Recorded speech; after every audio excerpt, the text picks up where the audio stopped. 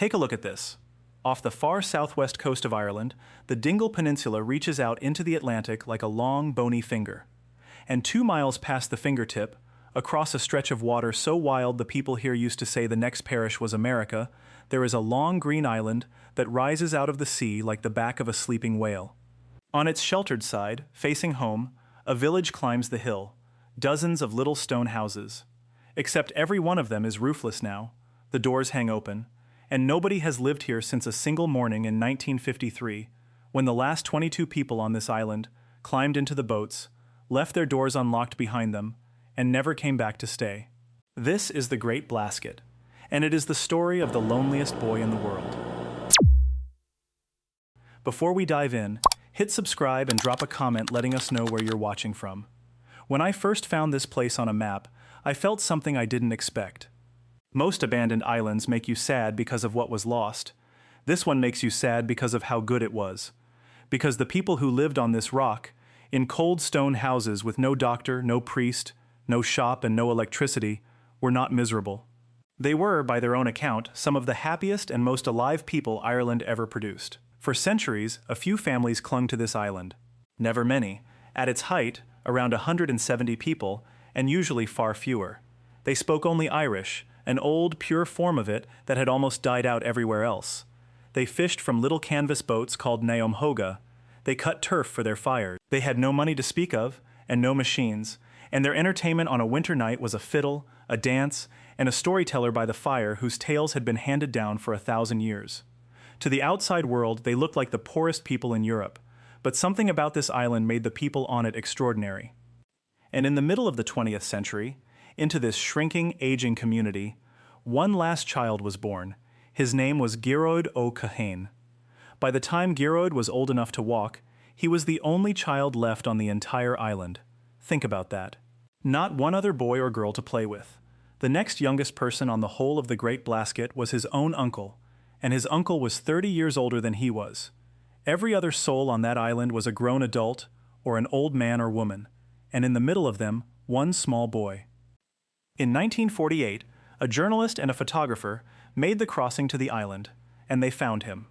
And the story they published went around the world under a single unforgettable line. The loneliest boy in the world. He has only seagulls as playmates. Just sit with that for a second. Somewhere out on the edge of the Atlantic, one little boy, the last child of a dying island, with nothing to play with but the birds. The story struck a nerve in millions of people who read it, and something remarkable happened. Parcels began to arrive. From all over the world, strangers sent gifts for the loneliest boy. Comics, cowboy books, toys, little toy motor cars. So many parcels that the postman and the 30 grown-ups of the island were half amused and half amazed, watching the packages pile up for one small child at the end of the earth. But here is the thing that I can't stop thinking about. When Gearóid grew up and finally wrote his own story, he said the whole world had got it wrong. He was not lonely. Not on the island. He was, he said, the most cherished child you could imagine, doted on by every adult, spoiled by the whole community, the beloved pet of an entire island. He had no children to play with, and he did not miss them, because he had 30 parents. The world looked at that little boy and saw the loneliest child alive. The island looked at him and saw the most loved.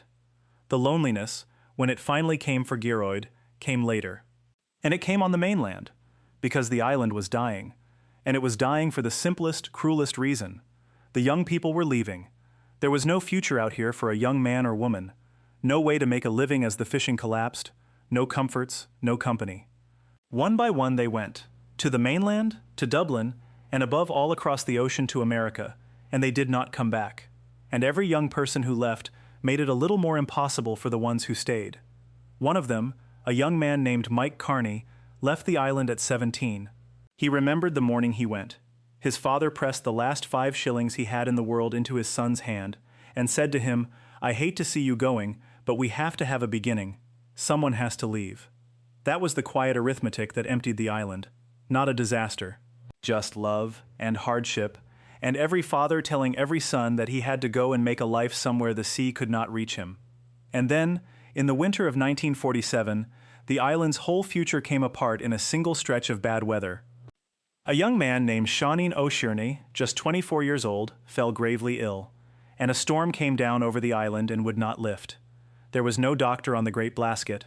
There never had been, and in that storm, no boat could cross the Sound to fetch one, and no boat could carry the sick young man out. They could only watch and wait for weather that did not come, and Seanin died. And then the sea did something even crueler. The storm held on, day after day, and it would not let them carry his body across the water to be buried in the graveyard at Dunquin, in the consecrated ground where his own mother lay. For days, the island had to keep its dead, because the Atlantic would not let them bring him home. Just think about what that does to a community. To lose a young man because help was 2 miles away and the sea said no, and then to be unable even to bury him. Something broke in the islanders that winter. As one of them put it later, it all seemed so senseless. This was no place for people to live anymore. In the spring, they sent a telegram to the most powerful man in Ireland, the Taoiseach, Eamon de Valera. The message was as plain and as desperate as a message can be.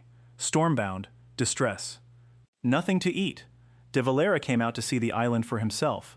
But politics is slow, and governments change, and the islanders waited another 6 years while their community withered around them. And then, at last, the decision came. The government would take them off. On the 17th of November 1953, the boats came for the last 22 people of the Great Blasket. They packed what they could carry, and on that final morning, following an old island custom for the leaving of a home forever, they left the doors of their houses unlocked. They walked away from the hearths where their families had sat for 200 years, and they left the doors standing open behind them, and they went down to the boats. A newspaperman who was there wrote that the Atlantic, which had ruled these people's whole lives, had asserted its supremacy one last time.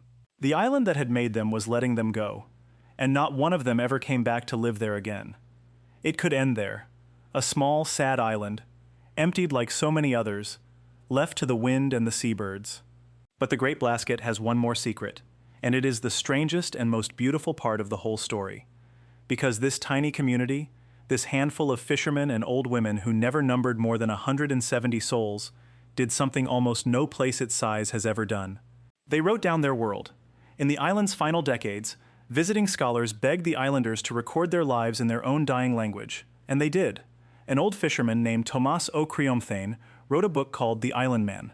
A young man named Maurice O'Sullivan wrote 20 Years a-Growing, and an old storytelling woman named Peg Sayers dictated her whole life because she had never learned to write.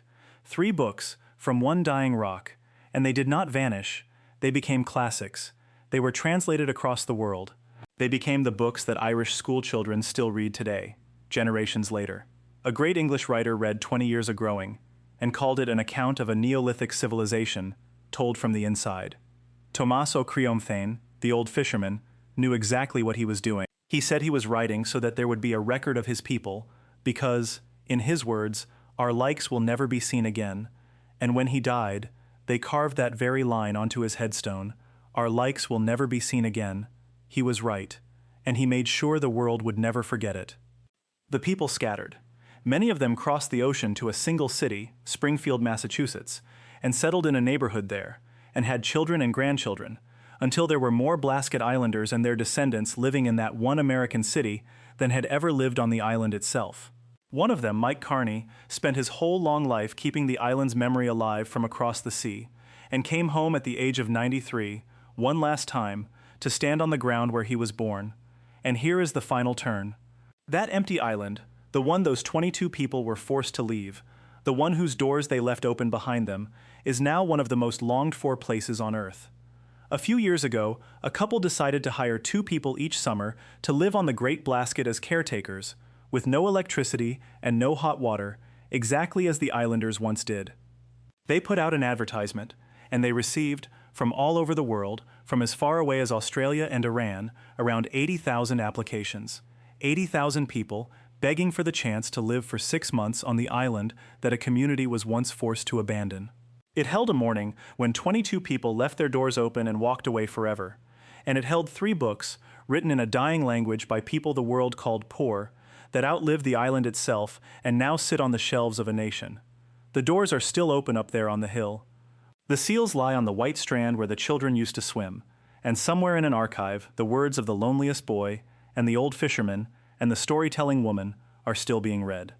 Our likes will never be seen again. But because they wrote it down, we will never stop seeing them. If you've ever heard of the Great Blasket or the Blasket Riders, or you've stood on Dunquin Pier and looked out at it across the water, let me know in the comments, and let me know where I should go next. See you in the next one.